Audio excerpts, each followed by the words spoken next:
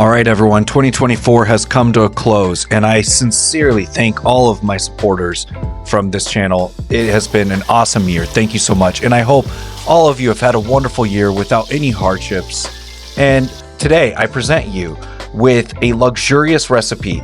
This is going to be a prime rib based on the famous chef Thomas Straker, and some sous vide lobster tails, garlic Parmesan mashed potatoes, and some sautéed green beans. Also, let's not forget this rich velvety sauce that's going to go on top of the prime rib. So let's go ahead and dig in. Okay, so it is New Year's Eve 2024, and I'm really excited to film this video. It's going to be out in 2025, so Happy New Year to all of you, and thank you so much for all the subscribers that I've gained this year. I appreciate all of your support. And for those of you who may have not had a good year in 2024, trust me, please keep going. Things could get better. They may get better, honestly. And I honestly mean that. I mean, I lost my job back in April of this year as a data analyst, and it was heartbreaking. It was tough. And I've had many setbacks. I almost died during my military service, but I kept serving, kept moving forward. And I think that's what it's always about. With the new year coming, it's always about moving forward, right? Not the new year, new me crap. Like, just work on something a little bit better get a little bit better every day by working on something. That's all we can do, right? So today I want to make something that is very near and dear to my heart, which is prime rib. I always had it during the holidays, and it's just gonna be my wife and I today on New Year's, and we're gonna have some prime rib, some lobster tails, some Parmesan garlic mashed potatoes I'm gonna make. So please stay tuned. I think this is gonna be an awesome recipe, and I think you'll really enjoy it. I got the prime rib recipe from Thomas Straker. He's a very well-known chef out in England, very talented guy. I couldn't get all the ingredients that he has in his recipe, but I got as close to with mixing other ingredients that could complement it. So let's go ahead and kick this year off with a new bang, and we're gonna make this shit, and it's gonna be delicious. Let's go. Okay, so I'm going to start off with the broth. You can make your own broth, or you can buy purchased beef broth from the store, but it's going to include about a pound of beef bones and oxtail, and then one whole white onion, yellow onion, whichever one you want to use. I'm using yellow here. And then I'm going to put it in the oven at 425 to roast. Now note, these are nice and roasted. This took over an hour just to get them roasted. Once they've been roasted, I'm going to add them all to a big stock pot, and I'm also going to add in my aromatics, which is going to be some carrots, some celery, and some garlic. And I want to make sure I fill the pot up with enough water to cover everything as I start to bring it to a boil. Once I bring it to a boil, I'm going to bring it down to a simmer as well. And I want to skim off any scum that comes off of there. This took me about 4 to 5 hours. You can do an overnight broth. You can do a quick flash broth. It's up to you how much time you want to spend on this.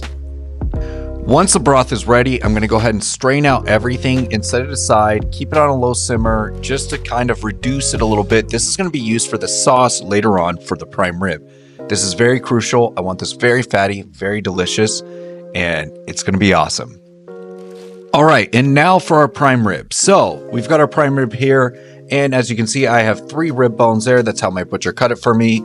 And I'm going to go ahead and add in a bunch of olive oil here. You can use grapeseed oil, avocado oil if you want, and then I'm going to give it a heavy salt on all sides, so everything is going to be well coated. Okay, and so while this is going on, I have my oven preheated to 212 degrees Fahrenheit, and I'm going to go ahead and sear all sides of the prime rib. Once I sear all sides of the prime rib, I'm going to go ahead and put it in the oven at, again, 212 degrees, and it's going to take a couple hours to reach about 102 internally. That's Fahrenheit. Always check with the CDC to make sure you're safe. Now, once that's going on, I'm going to go ahead and start prepping my lobster tails. So the lobster tails don't take long. They take about an hour to cook, but I want them prepped ahead of time. So what I'm going to do is I'm going to score the top of them, basically cut them, not score them, with some scissors. But before I do that, I'm going to go ahead and start separating the meat from the shell and clipping off any of the legs. And you saw me sticking my finger in there. That's to separate the meat from the top of the shell the best I can. Then I'm going to come through with some scissors, start cutting all the way down to the base of the tail, And then I'm going to take my finger in there and just separate the meat from its belly. Look at that. Got a little finger there. And then I'm going to start cracking it very carefully, making sure I'm peeling off any muscle or tissue that is attached to the shell, because I don't want to butcher this. I want it to be pretty. And then I'm going to go ahead and pull all that lobster meat from the tail out very gently from the tail, and then it's going to go right over top. So we also want to start prepping everything as well, which is going to be some lemons. That's going to go into the sous vide bag with the lobster tails, and then about 4 to 5 cloves of garlic crushed. And of course, we're going to add some butter to this as well. We want this really, really good. So into my sous vide bag, first I'm going to lay in my lemon slices. Then I'm going to drop in my garlic, and then I'm going to drop in the lobster tails, and then finally our butter. I'm going to seal the sous vide bag in my food saver. You don't have to do it this way. You can always grill it, marinate it, and then grill it. But then I'm going to go ahead and vacuum seal these and drop them into the sous vide at 135 degrees Fahrenheit. Before I put my prime rib in the roasting pan and into my oven, I'm going to start my brown butter. So all that beautiful fond from when we were searing the prime rib, I'm going to add in a stick of butter, and then I'm going to add in some thyme, rosemary, sage, all fresh. You can just go with thyme. That's perfectly fine. And about 4 to 5 garlic cloves have been crushed. Sear that up, get that butter really nice and brown, and then drench it over, just drizzle it over my prime rib, and then pop it into the oven. Okay, so while that's all going on, we're going to start working on our mirepoix here. And I'm going to go ahead and take a yellow onion and just chop it up. You can do it in chunks, it doesn't matter. And then I'm going to do the same for some leeks and celery here. So for the celery, I'm just going to take out the stems and just give it a rough chop here. It doesn't need to be pretty. This is all going to be for a sauce. And the same goes for our carrots as well, which I'm using 2 carrots. For the leeks, I'm only using the stem of the leeks. I'm not using the leaves.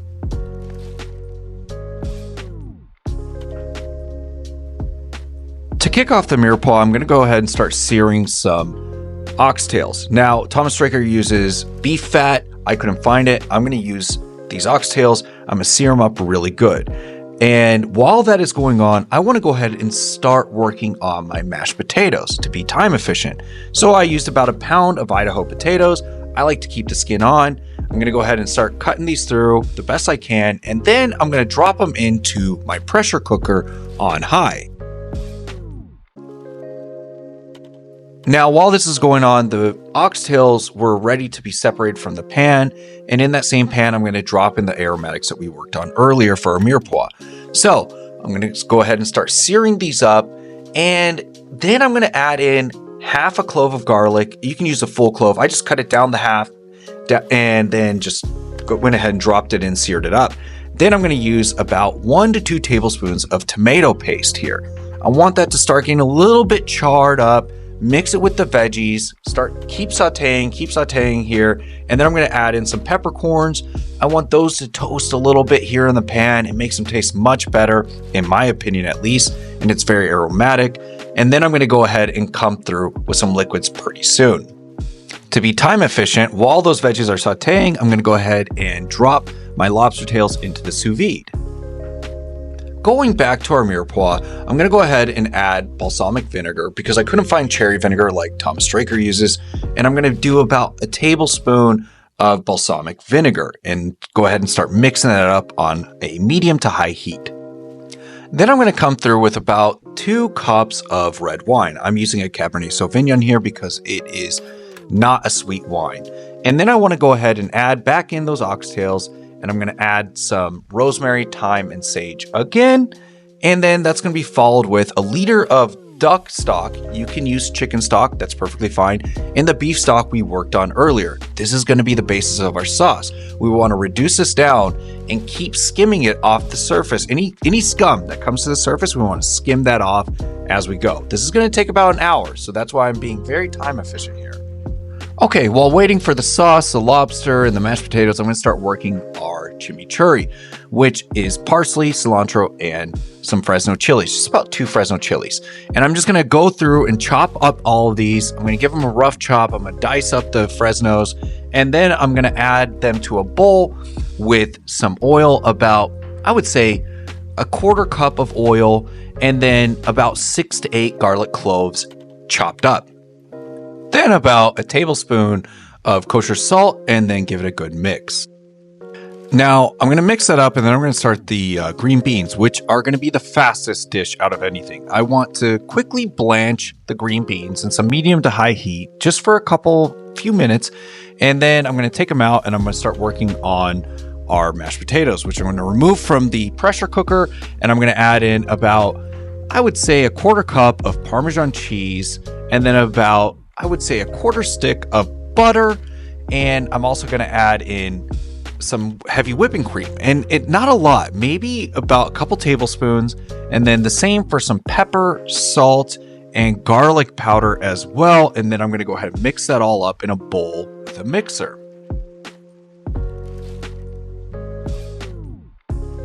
Once my potatoes are smooth, I'm going to put them in the oven just to keep them warm, and I'm going to start sauteing the green beans, putting them back into the pot because I didn't have another pan. I'm going to add in some onion, so I have about half of a yellow onion that's been sliced up, and I'm going to start searing that, sauteing it. Then I'm going to add in about 2 garlic cloves, maybe 3, finely sliced, and then I'm going to keep working that through.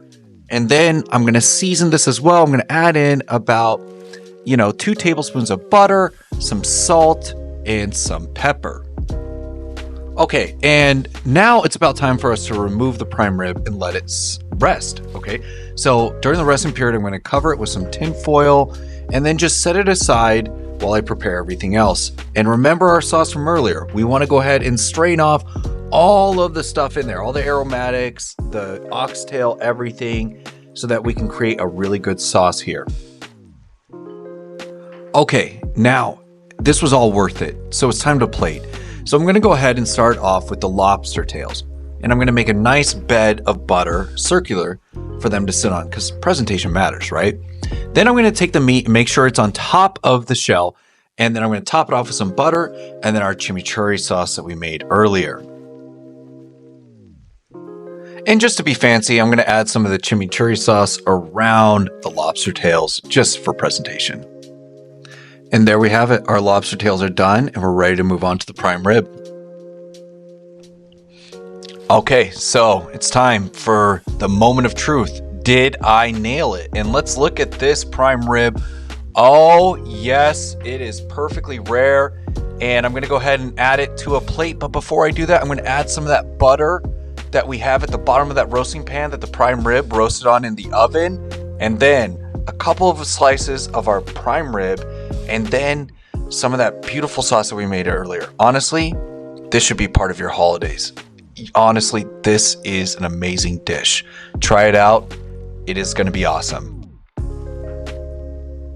Okay, so now we are done. I'm going to try the prime rib real quick. The lobster's going to be good. The mashed potatoes are going to be good. The green beans are going to be good. But let me go ahead and try this real fast.